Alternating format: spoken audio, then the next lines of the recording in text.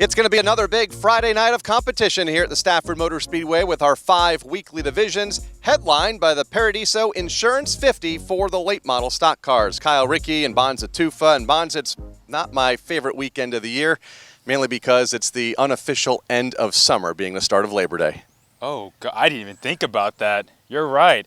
This summer has gone by way too fast, but I feel especially bad for the kids. We have back to school night on Friday night. Now they have to actually go back to school. Maybe the weather will cool down a little bit more. That might be a positive because it has been pretty hot the last week or so. I mean, last Friday it was humid after the rain came through. But, hey, as long as we stay dry, I don't really care either way. Means we only have about a month left of racing here, though. Man, some great point battles on the line after another great week of racing last week in and around some of those showers that hit the racetrack. In the SK Modified, Steven Kopsick picked up another win.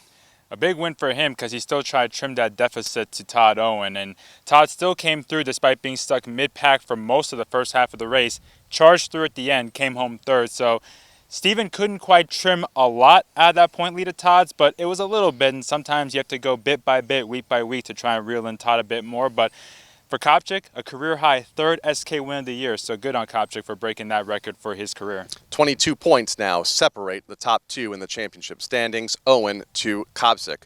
In the SK Light Modifieds, another new winner in 2021. I know that's something we've talked a lot about this year. A lot of new faces in victory lane, and Anthony Bello joins that list. I don't know how many people expected Bello to get a win this year in his rookie campaign. We talked to him pre-racing. He was pretty hard on himself, saying how many bad times they've had, but they had also had some strong runs, top 10 efforts the last couple weeks until Friday night. Starts 5th, gets up to the lead, and held off George Bissett Jr., who won the week before. So it didn't come easy for him, but he surely did earn that win. Derek Debus still leads the championship standings by 22 over Alex Pearl. In the limited late models, another great championship race. Jeremy Lavoie still trying to chase down Alexandra Fern. Didn't quite help on Friday, though. He didn't get ahead of Alex there at the end, but the one who did come out on top, Gary Patnode, who had a really roller coaster type season, up and down, but he does get his 2nd win of the year, and he was excited in victory lane, to say the least. You want to talk about drivers who get really pumped winning a race? He's one of them. He doesn't even take his helmet off when he climbs out of the car. He's so ecstatic to get out, but good for Patnode. It's been a crazy year for him, but he did get that win. Held off Rich Hammond at the checkered flag to claim that win last Friday night.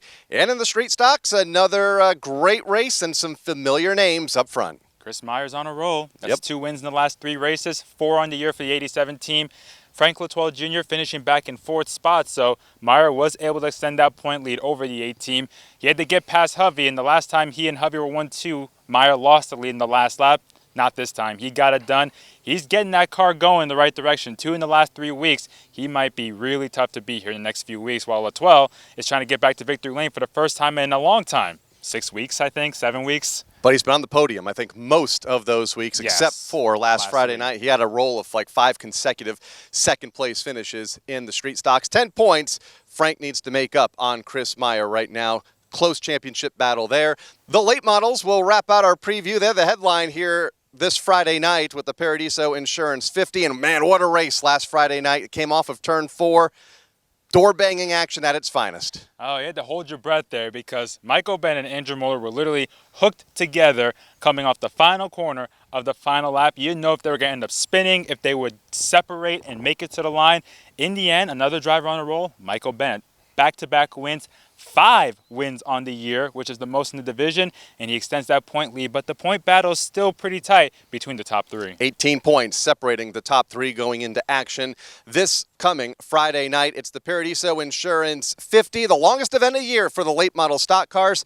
Do you know who the defending winner is? Tyler Leary. He did. He picked up the checkered flag last year. We expect him to be back here this year, but I guess that's one of the big stories last week. He wasn't in the 08 car. Yeah, it was Christopher Buffoni who got in there, his debut this year in the late models, and he was pretty good. He had a solid run. He got caught up in a spin in turn 3, but despite that spin and getting penalized, came back through the field, and I think he got top 10. It was a very strong run for him, so kudos to Christopher in that 08 team. We'll see if Tyler is in that car Friday night, and he can defend his win here in the Paradiso Insurance 50 for the late models. All the action gets underway right around 6:15, and as always, if you can't join us live in person in the grandstands, you can tune us in on flowracing.com.